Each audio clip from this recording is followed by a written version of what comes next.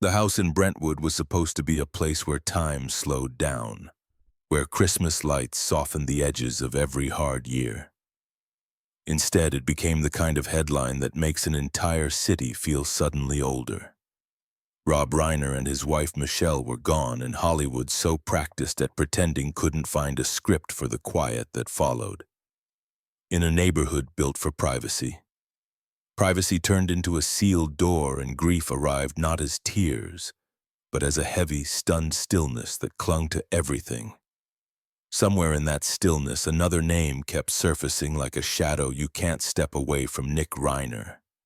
Not a tabloid character, not a punchline, but the grandson of Carl Reiner, of the man who taught America to laugh, who built careers out of timing and warmth and the belief that humor could keep darkness at arm's length. 3 generations, 1 family, and a silence that had been passed down so gently no one noticed it hardening. Tonight is not a biography. It's the moment a legacy stops sounding like applause and starts sounding like footsteps in a hallway you don't want to walk alone. Shock does not announce itself with drama. It arrives as a failure of the body to cooperate. In the hours after the news spread, Rob Reiner's world narrowed to small, unmanageable details. The weight of a phone that kept vibrating, the way the air in the room felt thicker than it should. The impossible calm of familiar objects. Refusing to acknowledge what had happened, he did not collapse in public. He did not cry on cue. His hands trembled when no one was watching, and his breathing slowed as if his chest were negotiating whether it was safe to keep going. Time behaved strangely. Minutes stretched, then vanished. Conversations floated past him without landing. The mind trained for decades to shape stories could not assemble a single sentence that made sense of this one. What replaced thought was a hollow vigilance, a feeling that something essential had slipped loose and might never be secured again. Fear followed grief closely, not loud or panicked, but cold and precise. Fear of what he had missed. Fear of the things he had chosen not to say. Fear that silence, once mistaken for stability, had quietly done its work. And threaded through it all was an unbearable doubling of pain, the loss itself, and the realization that loss does not arrive alone. It drags history with it. Every memory began to replay with a new emphasis, every choice suddenly demanding to be re-examined. This was not mourning as the movies portray it. It was disorientation, a private freefall where the ground refuses to appear. In that suspended state, Rob did not yet understand the shape of what had been broken. He only knew that whatever came next would not allow him to look backward without consequence. Before the tragedy hardened every memory, the Reiner family lived inside a rhythm that felt reassuring precisely because it was familiar. Dinners happened without ceremony. Conversations drifted from work to ordinary worries and back again. Laughter, inherited and practiced, functioned as a shared language, a way to smooth over what felt too heavy to name directly. Carl Reiner had built his life around that instinct. He believed humor was not avoidance, but armor, something you put on each day to move through a world that could otherwise bruise you. Rob absorbed that lesson early. He learned that presence mattered more than speeches, that showing up counted even when words failed. In quieter moments, Carl's love appeared through consistency: a phone call that came exactly when expected, a seat saved at the table, an interest in the details of his son's work that never turned into intrusion. To outsiders, it looked like harmony. To those inside, it felt like balance maintained by mutual restraint. As Rob became a husband and a father, he recreated that balance in his own home. He protected routine fiercely, believing stability itself was a form of care. Problems were handled through action rather than confession. Concerns were managed, not aired. When tension surfaced, it was softened with patience, redirected with effort, postponed with hope. Nick grew up inside that environment, surrounded by love that rarely raised its voice. He was never excluded, never dismissed, never treated as disposable. Yet he also grew up inside a family that trusted time more than confrontation, that believed endurance could outlast turmoil. Small warning signs did not announce themselves as threats. They arrived as moments, easily rationalized moods, easily excused behaviors framed as phases that would pass, if given enough room. That was the inheritance at work, an assumption that care quietly applied would eventually correct the course. For years it seemed plausible. The household continued to function. Roles stayed intact. The past felt safely behind them, and the future, while uncertain, did not feel dangerous. That sense of safety was real, but it was also provisional. It depended on the idea that love did not need to be translated to be understood. It depended on silence remaining benign. No one in that house woke up expecting disaster. They woke up trusting what had always carried them through. And that trust, built slowly over decades, would later become the most painful thing to look back on, because it explains not negligence but faith. Warning signs rarely arrive with clarity. They appear as fragments easily dismissed when viewed in isolation. In the Reiner household, concern did not erupt all at once. It accumulated quietly, like pressure building beneath a surface that still looked calm. There were conversations that ended too quickly, worries softened by reassurance, moments when unease was acknowledged only to be set aside in favor of patience. Rob believed deeply in giving space. He believed that control could damage trust, that pressing too hard might push someone further away. That belief did not come from neglect but from inheritance. Carl had raised him to respect autonomy, to let people find their footing without constant correction. Applied to ordinary challenges, that philosophy had served the family well for years. Applied to instability, it became more complicated. There were nights when sleep came late, when thoughts circled without resolution. Rob sensed danger in vague outlines rather than concrete facts. He felt fear, but feared the consequences of naming it more.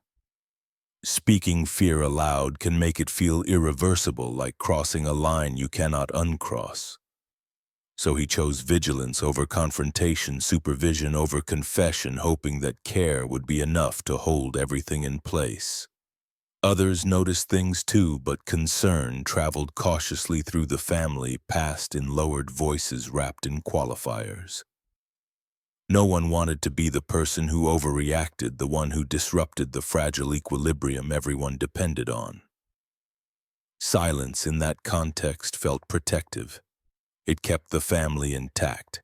It kept conversations civil. It kept hope alive. But hope without articulation can drift into denial without anyone noticing the moment it happens.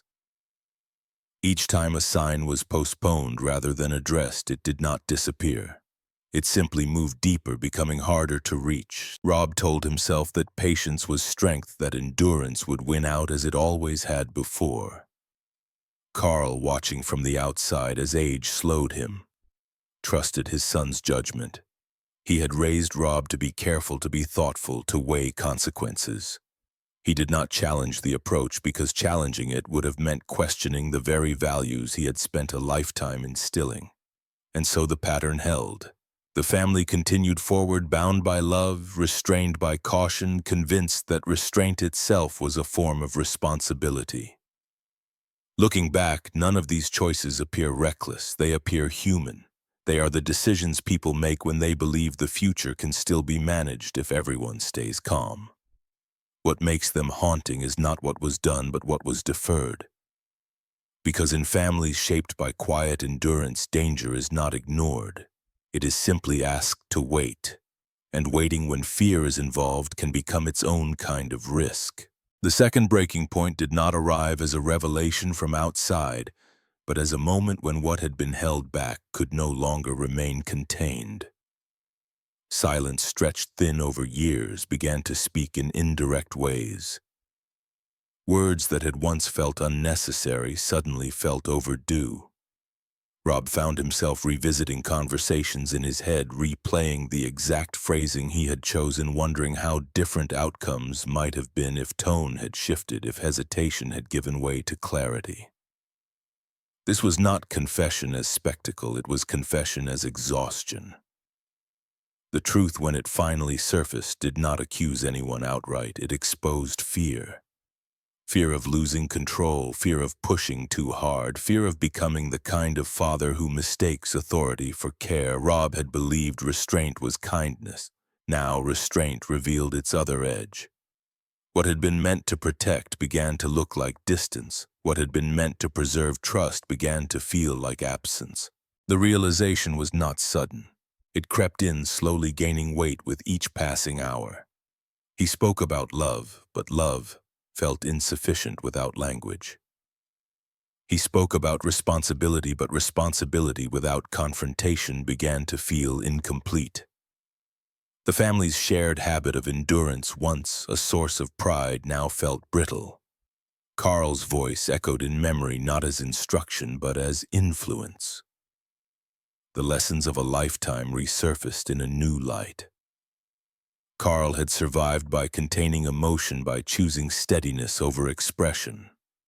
Rob had inherited that method without questioning whether the circumstances had changed. What worked in one era, in one life, may not survive unchanged in another. The truth that emerged was painful precisely because it did not come with villains. It came with recognition that love had been abundant but communication had lagged behind reality. Recognition that fear, when unspoken, does not disappear. It reorganizes itself. In that space, Rob confronted the most difficult admission of all, that he had trusted the past to solve problems the present demanded he name. This was not a betrayal of his father's values. It was their limit. The family had relied on patience as a solution, believing time would soften everything sharp. Instead, time sharpened what remained unresolved. Speaking now did not undo what had already happened, but it stripped away the illusion that silence had been neutral. It had shaped the outcome as surely as any action. In that moment of clarity, Rob understood that truth does not always arrive in time to change events. Sometimes it arrives only to change how those events must be carried, and carrying them would require a language he had spent a lifetime avoiding. Guilt rarely presents itself as a single emotion. It arrives layered, contradictory, impossible to resolve cleanly. For Rob Reiner, guilt did not announce a verdict. It asked questions that refused to stay quiet. What if he had spoken sooner? What if he had insisted instead of accommodating? What if the line between patience and postponement had been drawn differently?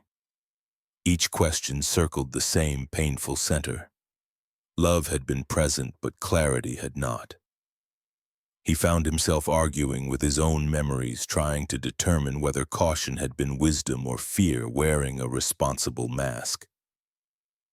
The mind, once trained to shape narratives with beginnings and endings, now encountered a story that would not organize itself. Every path seemed to loop back to the same unresolved space where silence had once felt safer than confrontation. Anger followed guilt, not as rage directed outward, but as a sharp inward recoil. Anger at circumstance. Anger at the limits of inheritance. Anger at the realization that the values he had trusted most were not universally protective. Carl Reiner had taught endurance, restraint, the belief that steady love could weather storms without constant explanation. Rob had carried those teachings faithfully, believing they represented strength. Now he faced the possibility that strength without articulation can become rigidity, and rigidity can fracture under pressure. The most punishing questions were the simplest ones. Why didn't I say it? Why did I wait? Why did I assume time would do the work words were meant to do?